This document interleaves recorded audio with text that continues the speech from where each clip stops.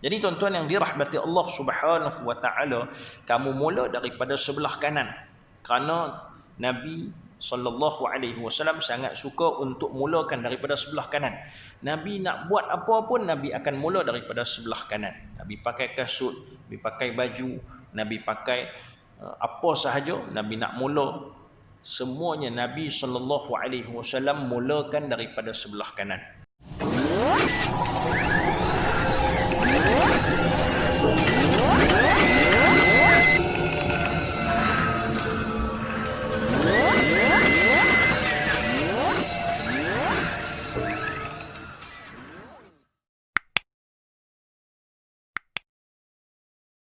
Jadi tuan-tuan yang dirahmati Allah Subhanahu wa taala, kemudian bab yang keempat, adab-adab mandi.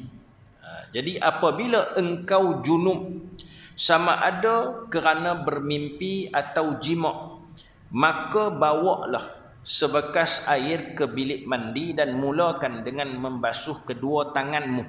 Jadi dalam adab-adab yang mandi ini, sama ada kamu junub sama ada bermimpi ataupun jima' ataupun apa yang kamu lakukan yang membuatkan kamu wajib mandi, maka bawalah sebekas air. Ini cerita zaman dulu lah. Zaman Imam Ghazali rahmatullahi alaih, dia tak ada lah buka paip terus keluar air. Tak ada, dia kena bawa bekas sendiri. Dia kena bawa untuk persiapkan diri untuk dia mandi. Jadi tuan-tuan yang dirahmati Allah Subhanahu wa taala, jadi dalam bab mandi ni, ada yang orang lelaki dan orang perempuan dia musyarakah, dan ada yang perempuan sahaja. Contoh lelaki dan perempuan, kalau jima', kalau keluar air mani, perempuan ada mani dia, lelaki ada mani dia, keluar, dua-dua kena mandi. Kena mandi, jima' kena mandilah. Kemudian tuan-tuan yang dirahmati Allah Subhanahu wa taala, kemudian mati. Orang lelaki mati pun kena mandi, orang perempuan mati pun kena mandi. Dan yang kedua, perempuan sahaja. Yang ni lelaki tak ada. Tak ada. Yang pertama, haid. Kalau haid, orang perempuan dia kena mandi. Kok lagi ada orang main tanya, Ustaz, kalau saya main haid macam mana? Luku pula dia. Mana ada lelaki keluar haid? Jadi tuan-tuan dirahmati Allah Subhanahu wa taala, lelaki dia berubah jadi perempuan, dia kata dia perempuan, dia tak ada haid. Dia takkan keluar haid walaupun dia ubah kira jadi macam perempuan terus dah. Dia kata saya ada haid. Tak ada. Orang lelaki takkan main haid. Hebat macam mana pun perubatan kan sekarang, boleh tukar hak lelaki jadi perempuan. Kemaluan lelaki boleh jadi kemaluan perempuan. Punya dahsyat sekarang teknologi. Tapi hukum Allah tu tetap dia tak boleh buat. Tak main haid, tetap tak akan keluar haid. Pertama. Kedua, yang ada kepada perempuan sahaja, tak ada kat lelaki, nifas.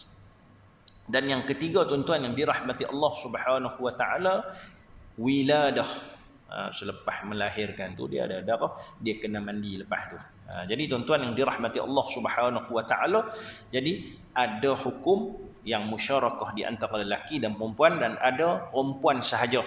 Hak ni ada dekat khusus kepada perempuan sahaja. Jadi kalau kamu berjunub, sama ada bermimpi, ataupun jima', maka hendaklah kamu mandi dan mulakan dengan membasuh tanganmu 3 kali. Dan tanggalkan segala kotoran daripada badanmu. Kemudian hendaklah engkau berwuduk seperti wuduk yang engkau buat untuk sembahyang. Jadi kita buang semua kotoran najis ataupun apa-apa sahaja yang ada menghalang air untuk terkena badan kita. Kan dalam wuduk pun disarankan macam tu. Kadang-kadang kita duk bersiang ikan, sisik ikan kena dekat tangan kita, kita pun tak perasan. Ini yang kata kena cek balik, kena cek betul-betul. Bersiang ikan melekat dekat sini, kita tak perasan sebab dia nipis, putih pula tu. Dia ambil wuduk, nampak tak sah wuduk dia, dia kena ulang. Jadi tuan-tuan yang dirahmati Allah Subhanahu wa taala, kemudian dia kena hilangkan kekotoran yang ada dekat badan dia. Kemudian apa yang dia perlu buat adalah dia berwuduk seperti wuduk dia nak sembahyang. Dia sembahyang macam mana, macam tu dia kena berwuduk. Beserta dengan doa-doa yang telah diajarkan. Kan ada doa yang kita baca muka surat 30 kalau tak salah, berkenaan doa yang diajarkan oleh Imam Ghazali rahmatullahi alaih. Ketika basuh muka, ketika kumuk apa kita nak baca, basuh muka apa nak baca, basuh tangan apa nak baca, sapu kepala apa nak baca, maka kita baca doa-doa yang telah diajarkan oleh Imam Ghazali rahmatullahi alaih. Dan kemudian membasuh kedua kakimu supaya air tidak sia-sia. Jadi basuh tangan, kemudian basuh kaki. Apabila engkau selesai daripada berwuduk, maka tuangkanlah air ke atas kepalamu 3 kali dan engkau berniat menghilangkan hadas junub. Kemudian tuangkan air ke sebelah badanmu yang kanan. Jadi kita niat setelah habis kita basuh tu, kita wuduk, kemudian kita niat untuk angkat hadas besar. Macam yang kita tahulah, Jadi tuan-tuan yang dirahmati Allah Subhanahu wa taala, kemudian kita mulakan daripada sebelah kanan. Kita basuh daripada sebelah kanan. Kalau kamu tak boleh basuh kepala, ada orang dia tak boleh basuh kepala terus. Kan ada orang yang dia kena ambil daripada bawah. Basuh daripada bawah naik sampai atas. Ada orang boleh daripada atas turun ke bawah. Jadi ikut kesesuaian masing-masing.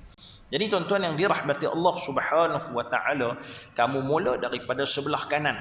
Kerana Nabi sallallahu alaihi wasallam sangat suka untuk mulakan daripada sebelah kanan. Nabi nak buat apa pun Nabi akan mula daripada sebelah kanan. Nabi pakai kasut, Nabi pakai baju, Nabi pakai apa sahaja, Nabi nak mula, semuanya Nabi sallallahu alaihi wasallam mulakan daripada sebelah kanan. Kita pun kita cuba ikut baginda sallallahu alaihi wasallam. Insya-Allah boleh makan Nabi mula belah kanan, kita mula belah kanan. Cuma kadang-kadang kita keluar masjid, kadang-kadang orang dia keluar masjid, keluar kaki kiri, kemudian dia nak pakai kasut, dia nak pakai kaki kanan. Cuma masjid tuan-tuan ni kira okey lah, sebab keluar dia bukan jumpa kasut terus. Kan ada kawasan masjid yang keluar pada masjid tu dia jumpa kasut terus. Jadi dia keluar kaki kiri, dia terus pakai kaki kiri, pakai kasut kaki kiri. Jangan buat macam tu. Keluar, pijak dulu kasut, kemudian pakai belah kanan, kemudian pakai belah kiri. Ni cantik. Cantik untuk kita amalkan. Jadi tuan-tuan yang dirahmati Allah Subhanahu wa taala, kita mulakan bahagian kanan dan belakang daripada badanmu dan selati rambut di kepala dan juga janggutmu. Janggut maknanya air kena sampai dekat semua tempat yang ada rambut dan juga bulu-buluan. Jadi tuan-tuan yang dirahmati Allah Subhanahu wa taala, dengan sebelah kiri dan gosoklah bahagian hadapan dan belakang daripada badanmu dan selat-selat kepalamu dan janggutmu, dan sampaikan air ke tempat yang berlipat daripada badanmu dan tempat tumbuh rambut. Jadi yang berlipat ni, yang ni kena cek betul-betul. Macam yang kita sebut dekat wuduk, kadang-kadang yang berlipat ni dia tak perasan. Sebab tu ulama dia sarankan untuk kita lebihkan ketika mana kita berwuduk. Sepatutnya sampai dekat sini je. Tapi lebihkan untuk apa? Untuk kita lebih rasa tenang dengan wuduk yang kita ambil. Jadi tuan-tuan yang dirahmati Allah Subhanahu wa taala, baik yang tipis maupun yang tebal, dan jangan sekali-kali engkau menyentuh kemaluanmu selepas berwuduk tadi. Dan jikalau tersentuh tanganmu dengannya, maka ulangilah wudukmu sekali lagi. Jadi kita basuh, kita ambil wuduk, kemudian kita mandi, jangan sentuh lagi. Yang tu biar last sekali sebab kita mazhab Imam Syafi'i rahmatullahi alaih, kalau sentuh maka akan terbatallah wuduk. Dia beza dengan mazhab Hanafi. Mazhab Hanafi tak ada masalah. Jadi tuan-tuan yang dirahmati Allah Subhanahu wa taala, kemudian dan perkara-perkara yang wajib, iaitu rukun dalam mandi ini adalah, yang pertama sekali adalah niat. Niat ni tak boleh terlepas. Kerana niat ni tuan-tuan yang dirahmati Allah Subhanahu wa taala nak membezakan di antara adat dan juga ibadah. Boleh jadi satu-satu pekerjaan tu dia jadi ibadah kepada kita, dan boleh jadi satu pekerjaan tu dia jadi adat sahaja. Kita duk kerja setiap hari, kalau tanpa kita niat untuk nafkahkan yang halal kepada keluarga kita, maka dia jadi adat. Keluar pi balik, keluar pi balik. Dia tak ada ibadah yang kita lakukan dalam pekerjaan kita seharian. Tapi kalau kita niat apa yang kita rasa macam benda tu kita patut buat, insya-Allah dia akan jadi ibadah kepada kita dan akan dikira sebagai ibadah di sisi Allah Subhanahu wa taala. Dan niat ini adalah perkara yang sangat-sangat penting dan wajib untuk kita lakukan. Kerana Imam Syafi'i rahmatullahi alaih diambil daripada hadis yang diriwayatkan oleh oleh Sayyidina Umar radhiyallahu anhu, innamal a'malu binniyat. Jadi tuan-tuan yang dirahmati Allah, maka kita kena berniat. Kemudian tuan-tuan yang dirahmati Allah Subhanahu wa taala, perkara-perkara yang wajib ni maknanya rukun. Rukun ni adalah mahiyah. Maknanya benda yang ada dalam ibadah tu. Dia beza dengan syarat. Syarat dia kena buat juga, tapi dia terkeluar daripada ibadah tu. Macam mana pula Ustaz?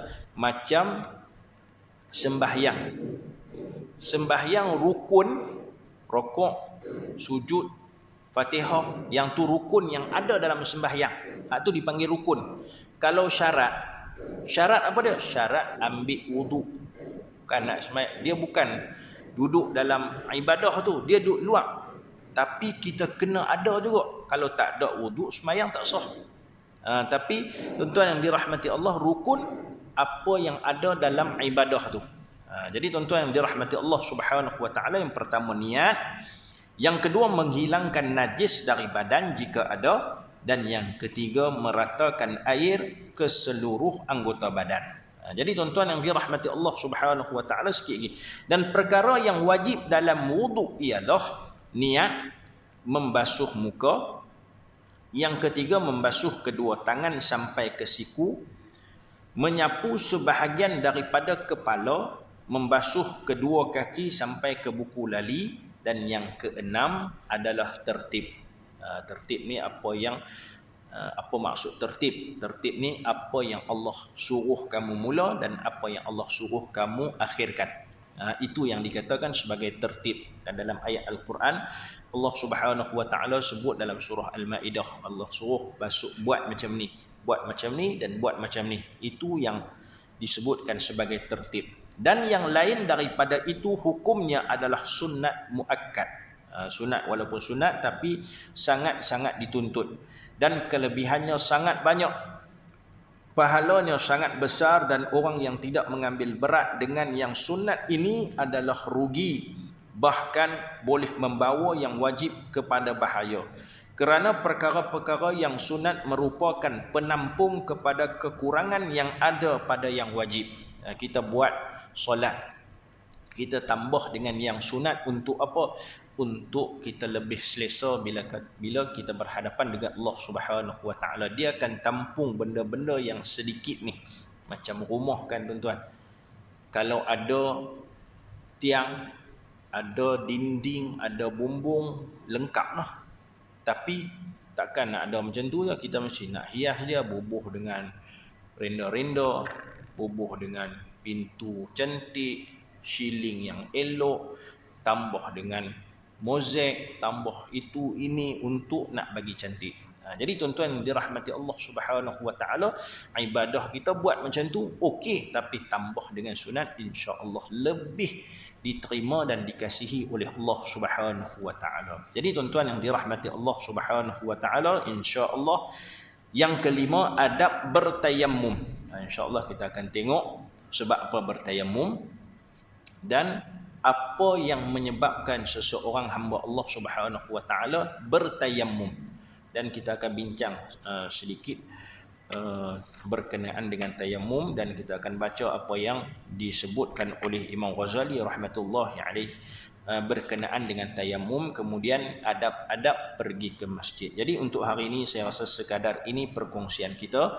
Moga-moga ada manfaat kepada saya dan kepada tuan-tuan dan puan-puan yang berbahagia sekalian. Jadi yang baik daripada Allah Subhanahu wa taala, yang tidak baik daripada kelemahan diri saya sendiri. Aqulu qawli hadza wa astaghfirullah.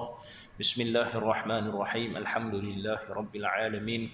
والصلاة والسلام على أشرف الأنبياء والمرسلين وعلى آله وصحبه أجمعين. ربنا آتنا في الدنيا حسنة وفي الآخرة حسنة وقنا عذاب النار والحمد لله رب العالمين. سبحان الله.